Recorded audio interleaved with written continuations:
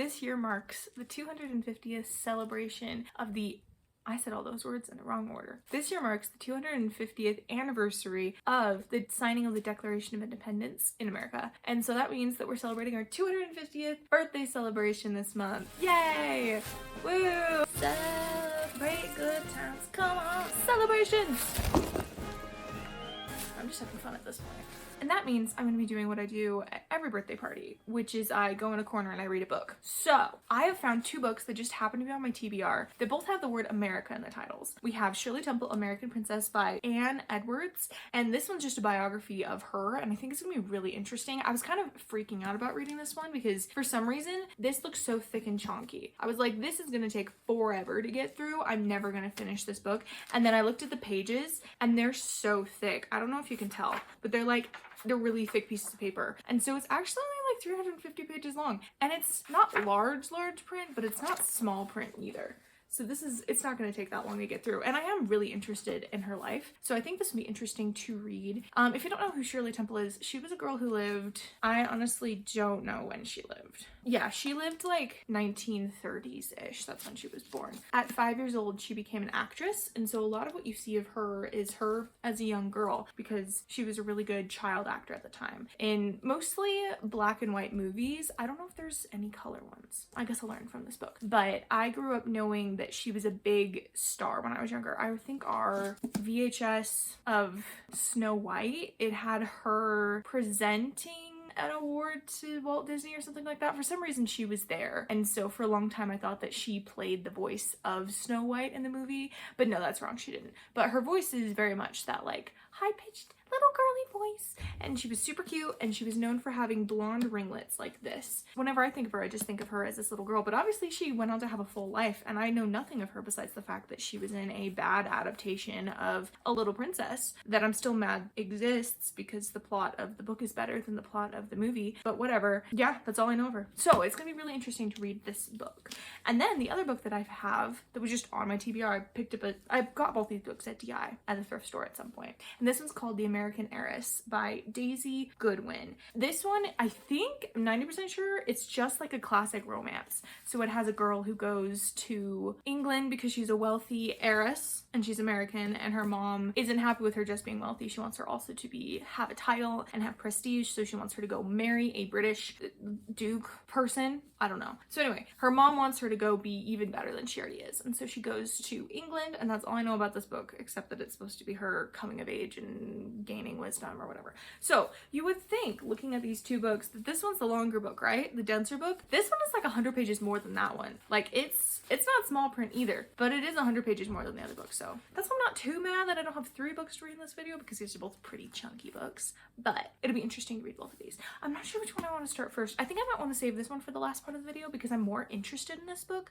So I want to keep my enjoyment in the video going as long as possible. So I think I might start with this book. And I also found the audiobook from my local library. So I have a way to listen to this book, which will be really useful actually, because I have a lot of things I need to do that include not sitting down for hours at a time. So listening to a book would be very helpful in that case. I guess we need to pick a bookmark for this. All right, we got my bookmark box. So the colors I'm seeing in this cover are like the gold, maybe like a nice good old beige. It's kind of beige on the spine. It's definitely giving opulence. Let's see if I have something that matches that. All right, here are our options. We got 2 beige paint strips. Honestly, either one of these would work, probably this one more than that one. And then I also have this random bookmark that I picked up somewhere that is a bookmark for a completely different book, but it kind of gives the same vibes actually as the cover. I might use that one because I don't know when I'm ever going to use that ever. Okay, we're going to use that one. Completely unrelated bookmark. Let's go.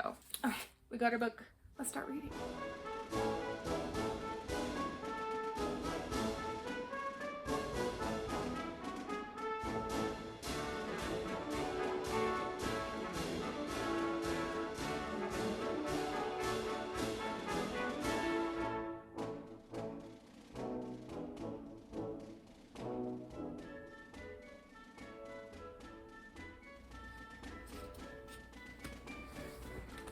Hello people, so I have done some reading of The American Heiress by Daisy Goodwin. I am debating whether I want to continue reading it because number one, it's close to 500 pages and I don't know if I want to read another 250-ish pages of a book that I'm not caring about. I'm reading it for the video, obviously. But on top of that, I thought that this book was going to be more like a really long Regency romance, and I thought for some reason that it was going to be like a girl growing up, kind of like a novel about her growing up and getting better, but instead this is very like scandals and affairs and rich people drama. And sometimes I'm in for rich people drama, but in this case I don't really care. I think it off-put me from the very beginning, where I think it's literally like the 3rd page or something like that. 12 pages in, this far into the book, the main girl, she's like a spoiled rich bratty girl of a person. She pays her maid, her like serving maid, to teach her how to kiss, and so she pays her, I'm assuming it's something like in our money, like at least $500 to kiss her. And I was just like, and because obviously her maid is uncomfortable, like she doesn't want this, and she's like, okay, fine, I'll do it for the money. And I think that scene so early on was kind of to demonstrate the fact that this main character does not care about other people. She only cares about herself, and she's very willing to use her money and her influence to make things go the way that she wants it to go. And it also shows that her maid is very willing to betray what she believes is right for money. And there hasn't been anything like that since, but I was definitely like, what am I reading? Like, I didn't think this was gonna be that kind of a book. But so far, I don't think there's any sex in it. I don't know. It definitely alludes to the main characters having affairs with other people, and it talks about, it's definitely more forward than I would like it to be. I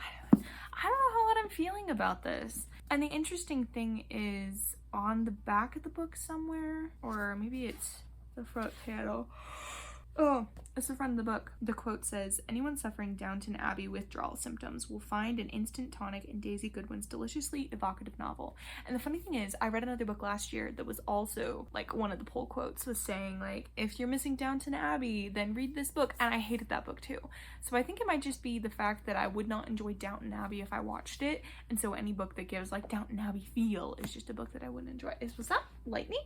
We're having thunderstorms right now, which I'm very happy about. And I want to go outside and be in the thunderstorms. So anyway, I might read another like 100 pages, but if I'm not enjoying it, I might just skip to the end of the book because I want to know what happens, kind of, but I also I'm like halfway invested in it. I think listening to it might be better. I think if I listen to it for a while, I could get through a larger portion of the book without having to like sit down and physically read. Plus my eyes have been hurting me, and I don't know if it's because I've been reading a lot of books the last couple days and like working on my computer and staring at screens, but my eyes have been hurting, so I think it would be good for me to not physically read a book for a little while. So I don't know, I'm conflicted about this book, but I guess I'll read at least another 100 pages and then we'll see where I'm standing.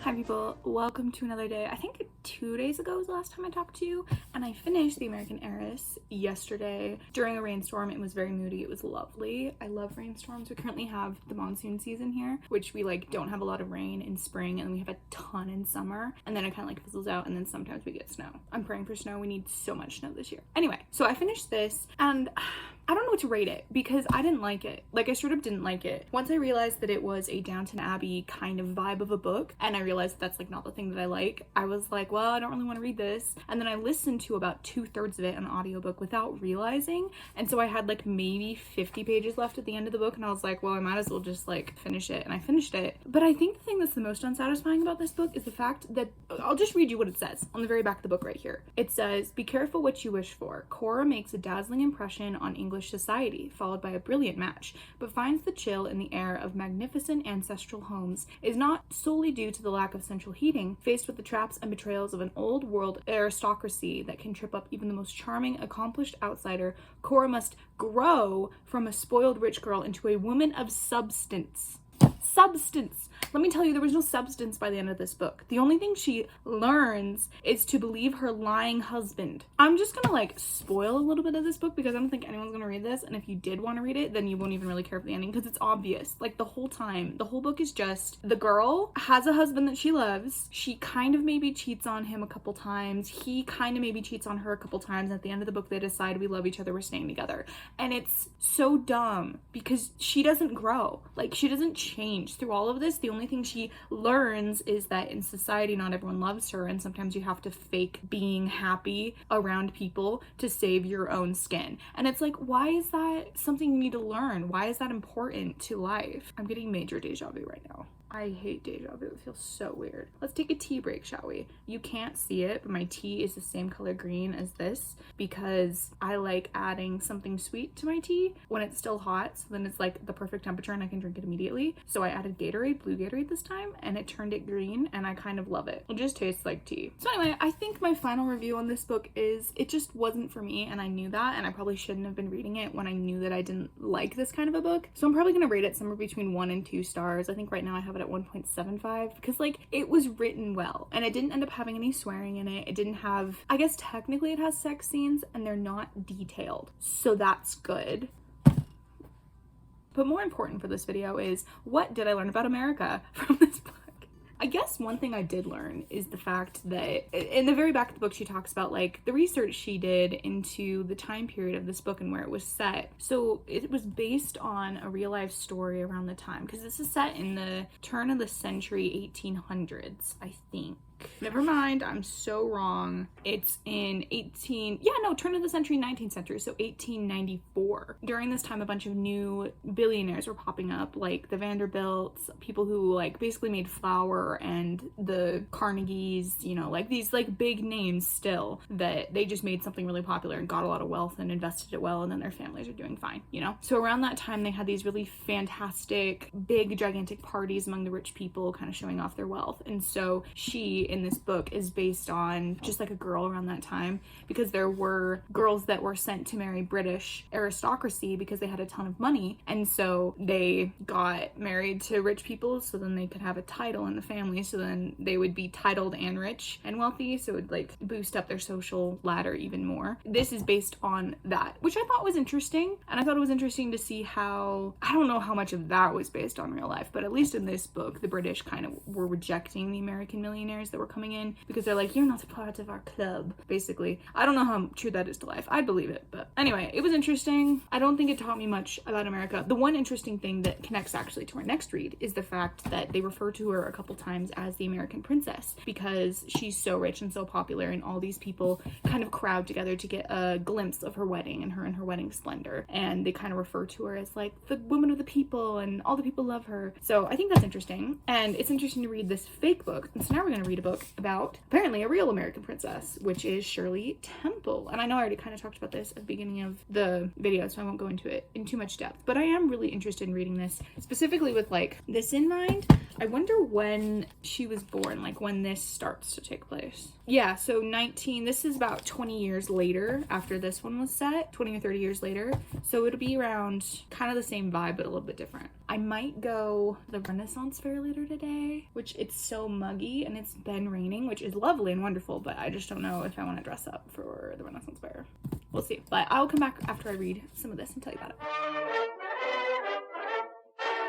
Alright, I am just about to go to sleep because I'm exhausted and insane that I'm trying to go to sleep right now. If you can see the clock, it's 10 o'clock at night. I don't think I've gone to bed this early in forever, and that's because I am a night owl, but my boyfriend wanted to go on a hike with my family tomorrow, and they're leaving at 6 o'clock in the morning, so I kind of have to go to bed right now. I started reading Shirley Temple, American Princess today, and I read it for, actually guess, this is how far I am in. I'm about a third of the way in. I am 146 pages in. How long do you think I was reading to get this far? Wrong. 4 hours. 4 hours. Normally to get this far in, it'd be maybe 2 hours, like at the most. But this is a biography, and when my brain reads a date, it goes, and I read like, someone did this, and And I'm like, no, I'm paying attention, so I have to reread every line. If it includes a date, I have to read it 5 times so my brain like understands what I'm reading. I don't know how I passed history, but it's been really interesting so far. And by this far in, we're past her childhood years. I think she's a teenager at this point. She's like 16, 17. So what is the rest of this book about? Like, I don't know. From the introduction, it says that Shirley Temple went from this like American princess to a politician. And I was like, that is a twist. That's a twist for sure. I did not see that coming. So that's going to be interesting once I get that far. So far, I guess my only thoughts are that the child labor laws are probably really good that they have happened. She was really lucky from what I've read so far. We're not like fully into her adulthood, but it sounds like her mom really was protecting her from like the worst parts of the industry, like the being taken advantage of and the harassment and stuff that would happen in the child actor. She was very much protected by her mother from all that, and she was loved by her mother and her father, and her family loved her. She definitely does suffer some level of, if not abuse, then at least neglect, because she's being used as a child star. You know, being in Hollywood, especially that young, it literally cannot happen without having some level of exploitation on some side. So it's definitely interesting, and it's also interesting to read about her and as a person. And apparently the reason that her movies were so well received is because she acted that way in real life, which makes sense why.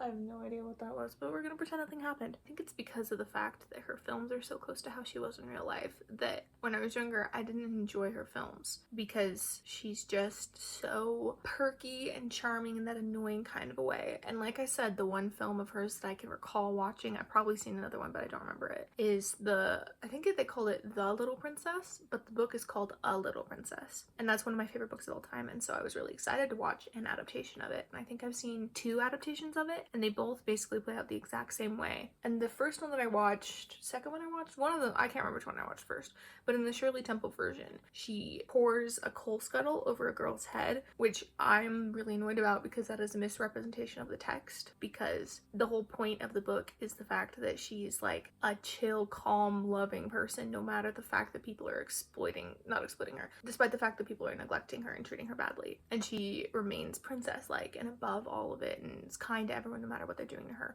And so the fact that this person who's supposed to be kind and like above all the pettiness dumps a coal scuttle on her bully's head, it just annoys me so much, especially because it's not like a pivotal, like this is the end all be all, I'm snapping kind of end of thing. It's just like, I know this is what she does on a daily basis kind of a thing. And I was like, that is so annoying. And I was like 11 or 12 watching this, and I was like, I don't like this at all. So maybe if I rewatched it, it'd be fine. But the other version I remember watching, they didn't include that scene, so I liked it better. I'm also annoyed that they changed the ending of the book, because the ending of the book is perfect, but whatever, it's fine. So anyway, that's like my only knowledge of her as an actor. And so as I'm reading this book, I'm like, I probably wouldn't have liked watching her movies, like more of them, if she plays the same person in all of them. But she was really like very much a charming person from all the things that I'm rambling, I'm so tired. Anyway, I'll give you my more thought out thoughts when I get another 8 hours into this book, because apparently it's going to take me 12 hours to read this book, which is fine. It's a biography,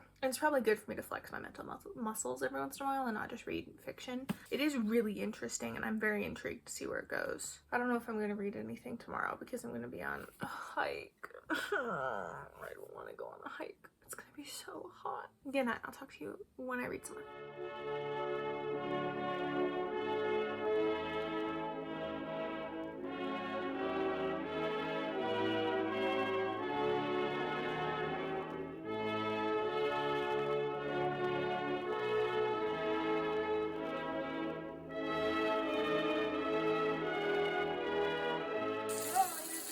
By the way, I liked your video where you read my book. Oh, good. Literally, I clicked the like button.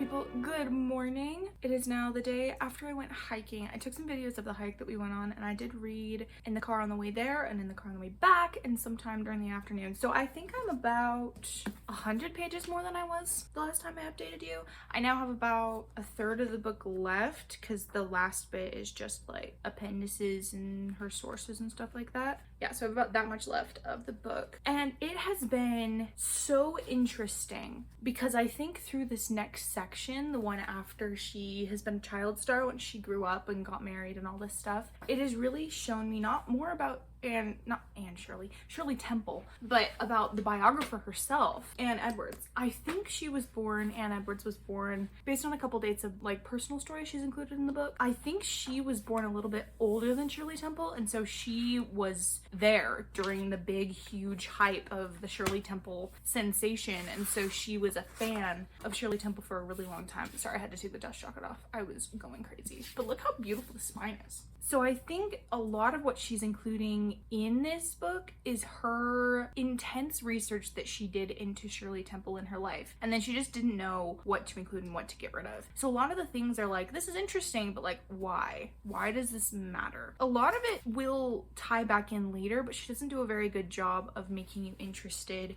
in the parts that aren't directly Shirley Temple's life. Because a lot of the stuff that is directly Shirley Temple's life, I'm like, oh yeah, this is interesting. I'm intrigued. Like, this is what I signed up for. Let's go. But then the parts that are like, and then this was her father, and her father got into this, and her father did this and that, and then her ex-husband's family was this and this and that. They did this and this for a living. And they're not very long paragraphs, really. Like, I think the most that she included of like extraneous information was like maybe 2 pages about her producer and her producer's life and what he acted like. And a lot of it, it's like, yeah, I can understand why you would include this information, but it's not interesting to me specifically. And all those little bits are kind of pulling me out and making it take so long to read this book. I think if it was just her informations on Shirley Temple herself, I think the book would be this much shorter. Like, it would probably be this long. It would probably be more palatable to to read, because it would be less fluff, I guess. But it is really interesting. Like, the stuff I'm learning about her life is fascinating. And the fact that I've gotten into her adult years and her getting into politics and her loving being a mother and her responses to the press when she's an adult and how she kind of struggled with this idea of wanting to get rid of her former child star self because she felt so manipulated in that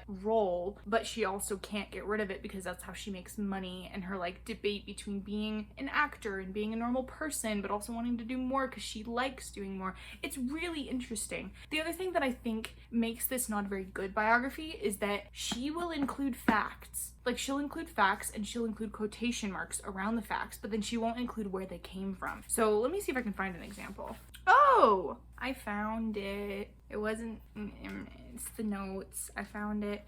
Never mind. Okay, I just went on a rant about how in her text she won't include the sources for her quotations that she puts in, and then I was looking in the index and being like, it'd be so hard to find it in the index, it's not organized well, and I flipped 2 pages over and I found her notes section that has the page numbers and then the quotes and then everywhere it came from. I feel a little silly now, but that's okay. My other complaint that I think is actually annoying, because she does include quotes and she includes where they came from, but she does just randomly say like, Shirley here felt this way. And I'm like, okay, where does it say that she felt this way? Are you assuming that she felt this way? Because I feel like as an author, you have an integrity to need to say, I feel like at this moment in life, she felt this way, or it's supposed that she felt this way at this time. There was one thing that really kind of got me annoyed where she was talking about how other former child stars said that when you turn 30, that's kind of when your brain goes, now I'm mad about everything. I feel so hurt and abused. And then they kind of start to lash out. And in the quote, she includes the child star, which is not Shirley Temple, was saying like, mine came from this guilt of feeling this way and that way, and it caused me to act this way. And then afterwards, the author says, Shirley's guilt came from this thing and this thing. And it kind of made me pause and be like, wait a second, where did you get that? Because then it also doesn't tie into the next paragraph where it says, Shirley was stated here saying this and that. It just says, Shirley did this and this time now. And it feels like the author just put in like something to make it seem like this pull quote was necessary for the book, but it really wasn't. It feels like she includes a little bit too much of our own personal interpretation of events from an outsider's view for it to be a completely accurate biography of a person.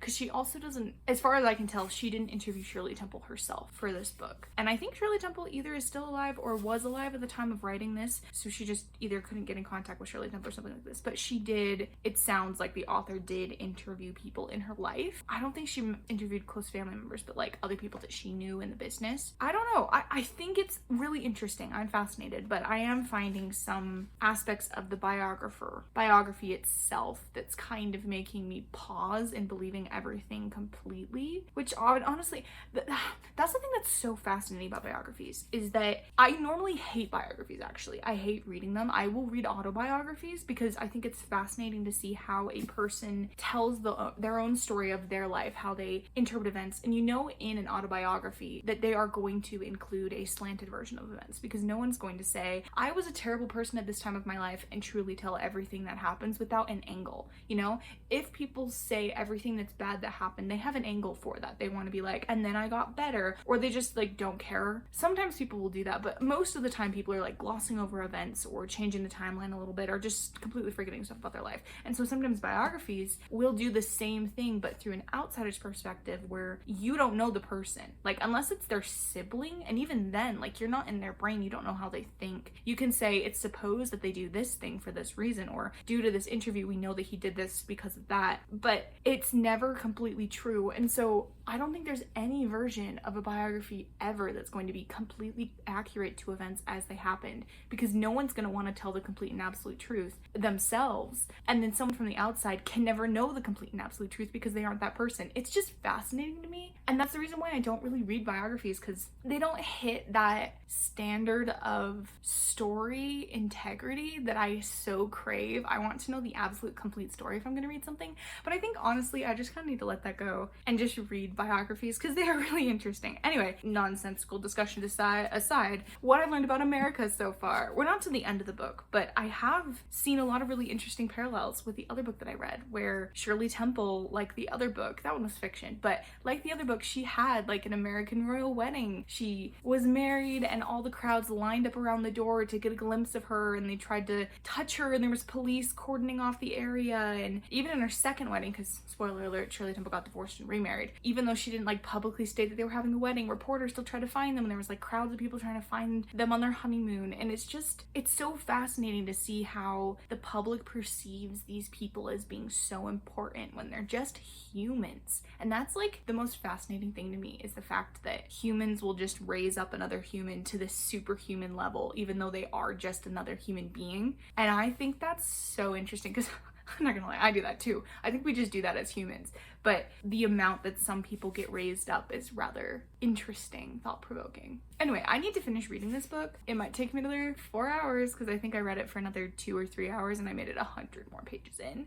So lovely. I'm on page 234 right now. The last page is 352. So I have a little over like 120 pages left to read. And some of them are pictures. Oh, I was gonna show you. It's really cool because she includes like pictures for the first section after the section, so you can go through and see like, this is her at this time of her life, this is her when she retired, this is her as a film still in a movie, and this is her with her friends at school, and this is her graduation. It's just really cool to see these actual like images of her life, because a lot of biographies, they don't have a lot of images, but because she was such a public figure, there's so many pictures, like probably even more than this, that you can look at. And it's also really interesting to read this as someone who doesn't really have a great interest in movies of this era, where I really haven't watched very many of her. I think I really have literally only watched one of her movies after reading through the acknowledgments of all the movies that she's read. And I also don't know the major film stars of that era. So hearing that her first husband, she married him and then he got into movies and then he became so much more successful than she was at that point. And then seeing like all these people that she interacted with, like Elizabeth Taylor, and like, it's just so interesting to know nothing and then some things and seeing how they tie together with history. It's just really interesting. Yeah, I need to keep reading, but I will keep you updated. So, yay!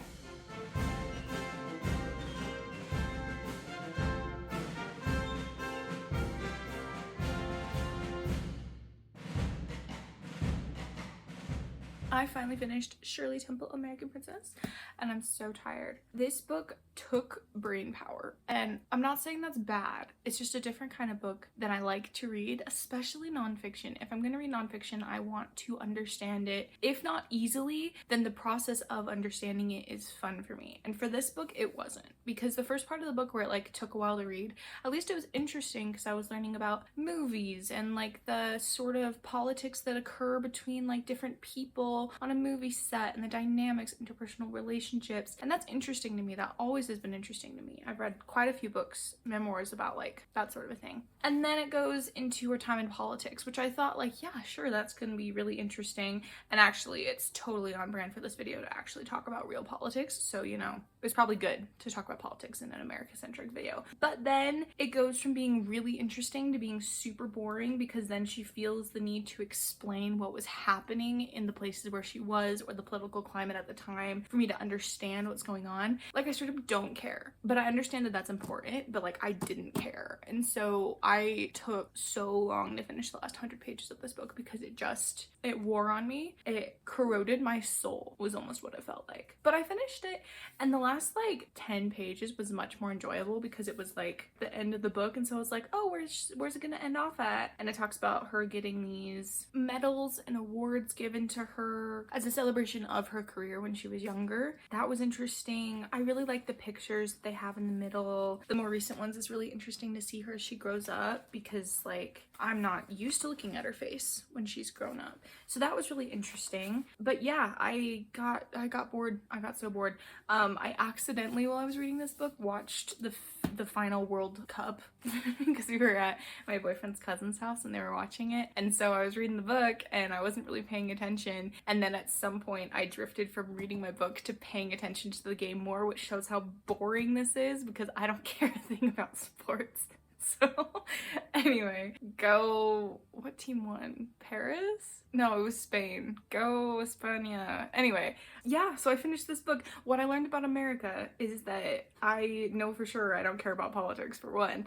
And for two, it is really interesting to see like what the ambassadors do in foreign nations, because she was the ambassador to Ghana for a while. And that was really interesting to learn about. I think if it went more in detail on that, I would have been more interested, but whatever. I do think as a rating for the way the book is written, not about her life, obviously, I'm gonna give it a 3-star because I have read other biographies that I have found more interesting, that I have been more intrigued in. I obviously like autobiographies more. I've talked about this, but I have read a couple biographies that I liked better than this one. So I'm gonna give this one a 3-star for the way it's written. As her life, it's so cool to see that she didn't fall into a post-child star traumatic disorder, you know, where all these other child stars you see fall into this like depression and they go crazy and they do all this stuff. But no, she never did. Like, she held her cool. She was classy. She eventually passed away in 2014. This book didn't go to her death. It went to just before 2000, year 2000, I think, because I think it was written in 1989 or something like that. Yeah, 1988. She had about 40 years left, I think. No, 30 years left by the end of this book. No, do your brain right? 20 years left by the end of this book. And so after I finished it, I went and looked it up because I was like, I did the math in my brain. I was like, if she's still alive, she's like 102. And I looked it up and she passed away in 2014. And I honestly felt sad. Like, I almost was about to cry because I was like, I just met this person and I got to know her and now she's gone. And even though like I didn't really care about her before starting this book, I did care about her. So it is still a good biography, I guess. I think I really admire Shirley Temple as a person. Oh, she eventually passed away from complications with smoking because she had like lung cancer, which don't smoke, guys. Anyway, that is my review on this book, and that also brings us to the end of our video. We read 2 American books. I'm so glad that this is done. I haven't had enough patriotism in my soul for the next 2 years, so now let's end our party. Woo! Well, thank you for sitting in a corner with me as I read some books during this party, and I will talk to you in the next video that I will come out with at some point. I'm not struggling for ideas, but my brain is definitely like annoyed at me that I'm trying to come up with ideas so quickly. I haven't tried to come out with videos like back to back to back, I think, since I was doing like weekly videos, and that didn't work. So now I'm just trying to come up with ideas that I actually like but also will work and people will watch them. It's complicated, but we're getting there. Anyway, I'll see you in my next video, which should be at some point. I honestly don't know when, but it will come out. Goodbye.